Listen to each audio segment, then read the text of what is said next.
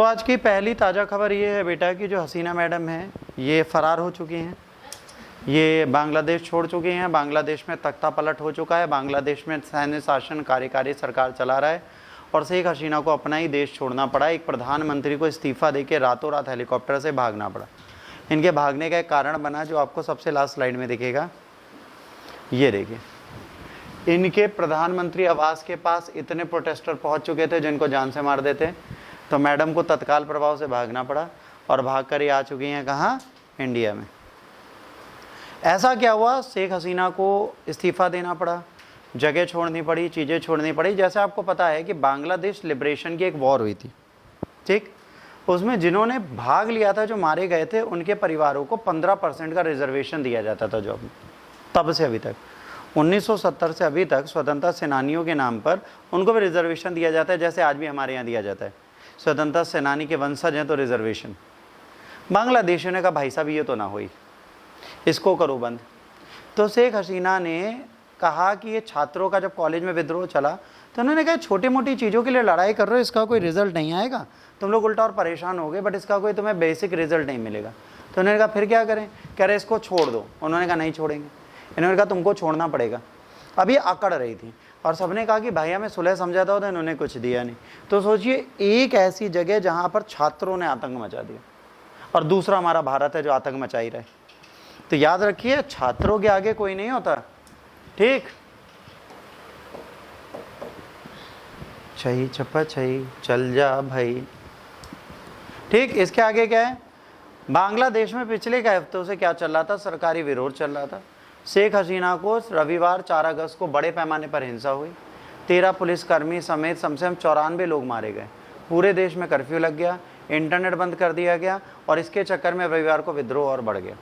सोमवार को हजारों की संख्या में प्रदर्शनकारी कर्फ्यू के बावजूद ढाका की सड़कों पर उतर पड़े और शेख हसीना का विद्रोह इस्तीफा की मांग करने लगे। कहा मैडम आप जाओ, ठीक। और सब उनके सरकारी आवास की तरफ बढ़ने लगे। आखिरकार शेख हसीना को ना सिर्फ इस्तीफा देना पड़ा बल्कि बांग्लादेश भी छोड़ना पड़ा।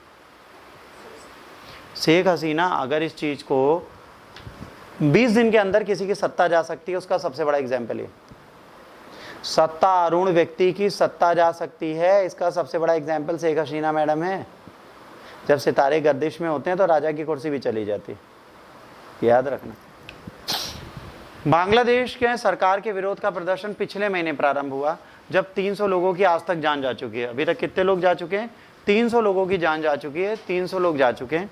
क्या हुआ था 1971 में पाकिस्तान से अलग होने के बाद जो हिंसा हुई थी, उससे बड़ी हिंसा भी रिसेंटली हुई है, जो एक बहुत बड़ा बिगुल बजा रही है उस देश में। प्रदर्शन स्टार्ट कैसे हुआ? जुलाई के आरंभ में, मतलब जुलाई के स्टार्टिंग में यूनिवर्सिटी के छात्र शांतिपूर्वक कह रहे थे सरकारी नौकरियों में आरक्षण है, उसे बंद कर दीजिए। वो कह रहे थे सरकारी नौकरियों में जो आप मुक्ति युद्ध में हिंसा में मारे गए युवकों के परिवारों को 1/3 33% रिजर्वेशन देते हो, उसको प्लीज बंद कर दो। 1 जुलाई को छात्रों ने धरना दिया, मगर शेख हसीना ने प्रदर्शनकारियों को खारिज करते हुए कहा छात्र अपना समय बर्बाद कर रहे हैं। यह आंदोलन उग्र होता चला गया। इनका वर्ड क्या था? छात्र अपना समय बर्बाद कर रहे हैं। अब छात्रों को और बुरा लगा, वो और उग्र हो गए। 19 जुलाई को प्रदर्शनकारियों से बात करने की जगह उन्होंने वहां पे क्या किया? हिंसा अपनाई और हिंसा में 67 स्टूडेंट्स मारे गए। कितने लोग मारे गए? 67। 2 दिन बाद 21 जुलाई को सुप्रीम कोर्ट ने भी कह दिया कि नौकरियों में आरक्षण 1/3 नहीं होगा, अब ये सिर्फ 5% रहेगा। 33 से 5% कर दिया वहां के एपेक्स कोर्ट ने। इसके बाद भी इन्होंने कहा ना, पूरी तरह खत्म करो। ये चीज हो जाती है अगर ये लड़ाई ना करती शेख हसीना। इन्होंने कहा नहीं, तुम लोग प्रदर्शन कर गलत रहे, तुम लोग भागो, बस। उसके बाद इन्होंने कहा हमें पूरा आरक्षण समाप्त चाहिए। अब ये प्रदर्शन जो सरकार के खिलाफ था, ये सरकार को खत्म करने के खिलाफ आ गया, रिजर्वेशन से, ठीक। और सरकार ने छात्रों के प्रदर्शन को खत्म करने के लिए सुलह की जगह दमन की नीति अपनाई और 10,000 लोगों को हिरासत में ले लिया। 300-400 लोग मर रहे हैं और 10,000 लोग हिरासत में हैं, तो भाई वहाँ तो दिक्कत होगी। अब शेख हसीना से लोग नाराज क्यों? अर्थव्यवस्था, बांग्लादेश की अर्थव्यवस्था की बड़ी चर्चा होती है। दुनिया की सबसे तेजी से प्रगति कर रही अर्थव्यवस्था में गिना जाता है। इसीलिए 15 साल के शासनकाल में बांग्लादेश की तस्वीर बदली है, मगर बांग्लादेश की आर्थिक प्रगति का लाभ सबको नहीं मिल रहा। जो रिजर्व्ड है उनको मिल रहा है, बाकी लोगों को मिल रहा है जो सरकार के पास है। तो वहाँ पे क्या इनइक्वलिटी बढ़ रही है, इकोनॉमी तो डेवलप हो रही है, इनइक्वलिटी बढ़ रही है।